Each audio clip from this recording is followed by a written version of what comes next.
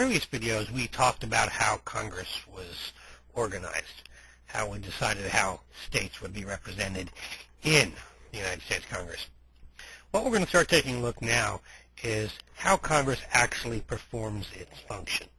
And to understand how Congress performs its job, we have to take a look first at the U.S. Constitution. And we realize that Article 1 of the U.S. Constitution deals with the legislative branch, which is Congress. But while that Article 1 of the Constitution is the longest of all the articles, the Constitution doesn't say a whole lot about exactly how Congress will operate. The Constitution, when it comes to Congress, gives us some general guidelines on how Congress will operate. It doesn't tell us exactly how the job of Congress will be performed.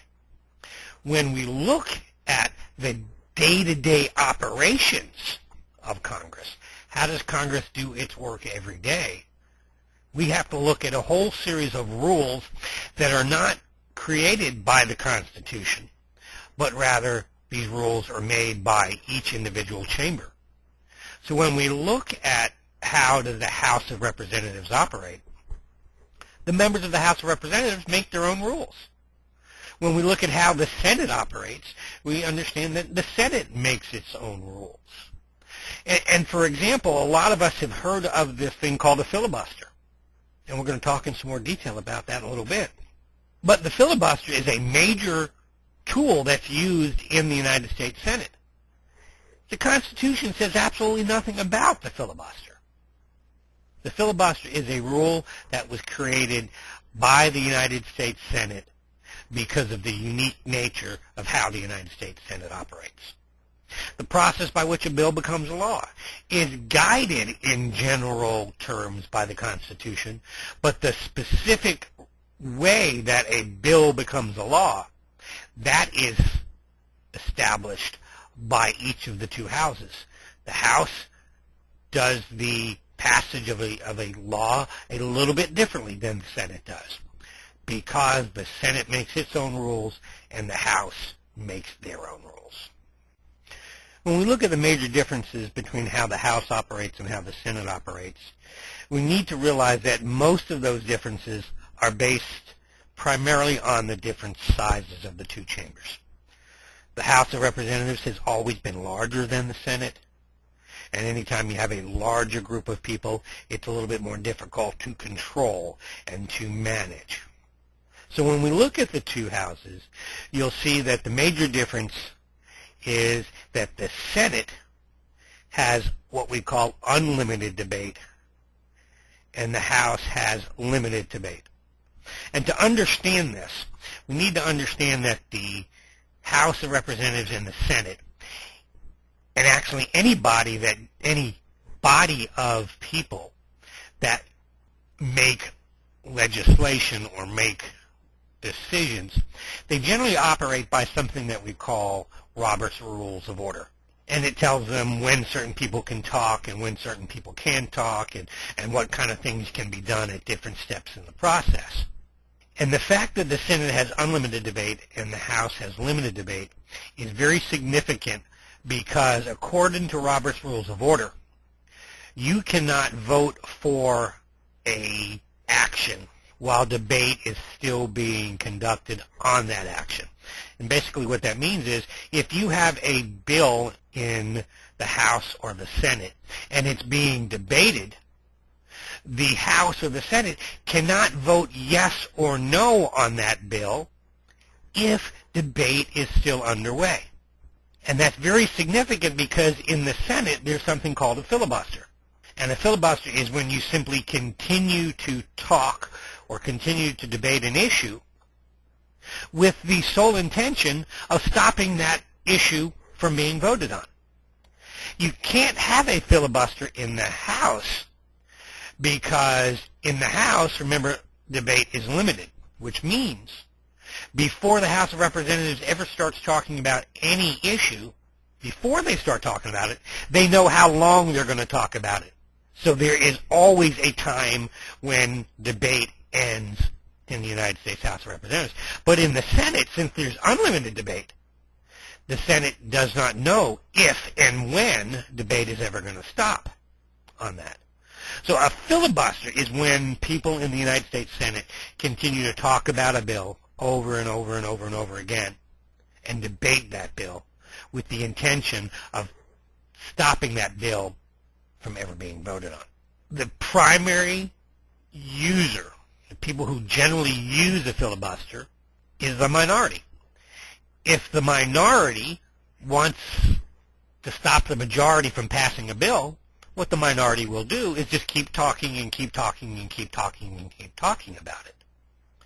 Because if they keep talking about it, even though the majority has more votes than the majority will never be able to pass their piece of legislation. And the unique part about the filibuster is the way that we end a filibuster. A filibuster is ended by something that we call cloture. And in order to end a filibuster, you need 60 senators to vote for cloture. And it's very unusual for either party to have 60 or more senators. Usually what happens in the United States Senate is there'll be like 55 from one party and 45 from another.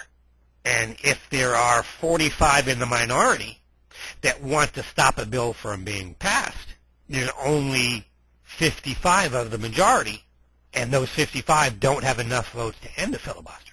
So the filibuster is a tool that's used in the Senate, and it can be used in the Senate because they chose to have that rule. The senators chose to have the rule of unlimited debate. The House of Representatives used to have unlimited debate, but as they got larger, they decided they wanted to limit their debate. While the filibuster is just one example, the filibuster shows how the rules in the House and rules in the Senate can vary so much because the House gets to make their own rules and the Senate gets to make their own. The next thing we need to look at is how Congress is organized. Now remember, the Constitution says very little about the daily operations of Congress, and it says even less about how Congress will be organized. In order for a body as large as the House of Representatives, which has 435 people in it, or a body as large as the Senate that has 100 people in it, in order for either of those bodies of that size to operate, there has to be some organization to it. And if we really think about it, the United States Congress has 535 members right now. And each one of those 535 members are self-interested. They care about their issue. They care about their district. They care about getting themselves reelected. And if we have Congress operating in 535 different directions, each member of Congress doing their own thing, it's not going to be a very effective body. So at some point in time, very early on in our history under the U.S. Constitution, members of Congress decided we have to do something to organize ourselves. And there are two things that the members of Congress very early on in our history decided to do. They decided to create two entities within Congress, and neither of these entities are addressed in the Constitution. They're not outlawed by the Constitution. They're just not addressed in the Constitution. And those two organizations are political parties and committees. The two most important factors in organizing Congress are political parties and committees. They play a vital role in passing legislation. They play a vital role in overseeing how laws are being implemented. They play a major role in carrying out the laws in our country. But neither of those two entities are addressed in the Constitution. So I call political parties and committees non-constitutional entities. It means they're not addressed in the Constitution. And it doesn't mean that they're against the Constitution. It just means they're not in the Constitution. And what we're going to do is we're going to take the next couple of minutes on this video to look at how parties are used to organize Congress. We're going to take a look at how committees are used to organize Congress. And we're going to start off by talking about parties. And we're going to see by the time the end of this video is that not only do parties organize Congress and committees organize Congress, the parties and the committee structure work hand in hand in making sure that Congress gets its job done. Now let's start off by talking about parties. Why use parties? What advantage is there to using the party structure in Congress?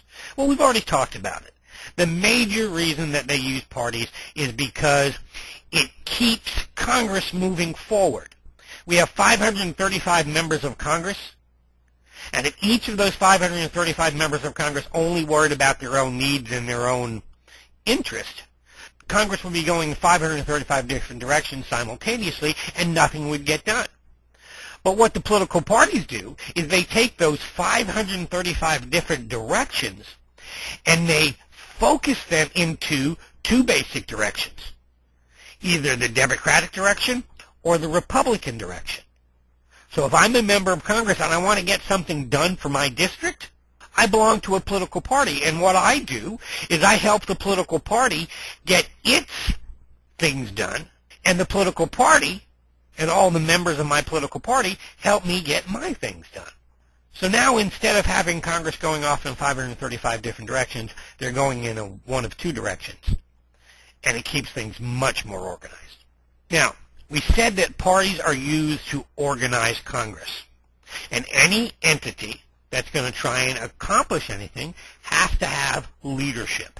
You have to have leaders at the top of Congress so that we can get things done. And there are two basic types of leadership in Congress that I want to talk about. You have constitutional leadership and you have political leadership. They are both examples of men and women trying to get things done in Congress, but one of these groups of leaders has the authority, and one of these groups of leaders has the power. And if we remember the difference between power and authority, authority means they've been told that they're going to be in charge. But power is actually having the ability to be in charge and get things done. So let's take a look at the difference between constitutional leadership and political leadership. Constitutional leadership are basically those positions within Congress that are mandated or listed in the Constitution. There are certain leaders in Congress that we have to have because the Constitution says we have to have them. Political leadership in Congress, on the other hand, are positions that are selected by and created by the political parties. Remember, the Constitution says nothing about political parties. So if the political party is going to create a position, it's not going to be a constitutional position. It's going to be a political position, a position that's created by the political parties. And when we look at the constitutional leadership, there are three basic constitutional leaders in Congress. The Speaker of the House of Representatives will be in charge of the House of Representatives. The President of the Senate, or the Vice President of the United States, is going to be in charge of the Senate. When the Vice President of the United States isn't around, the Constitution says that the President pro tem will be in charge of the Senate. These are positions that the Constitution says has to exist. Now, the Constitution says they have to exist, but just because the Constitution says they exist, if the members of Congress don't choose to follow them or pay any attention to them, those leaders aren't going to have any real power, and their authority is going to be useless. So what we have in Congress are these political positions, the positions that were created by the political parties, and the political parties and the member of Congress have said, these are the people we're really going to follow on a daily basis. And within Congress, the political leadership is made up of the majority and minority leaders and the whips. There's a majority leader in the House. There's a minority leader in the House. There's a majority leader in the Senate, and there's a minority leader in the Senate. And then you have a group of people in the House and the Senate called whips. There's a group of House whips, and there's a group of Senate whips. And let's take a closer look at some of these positions, some of these constitutional positions, and some of these political positions.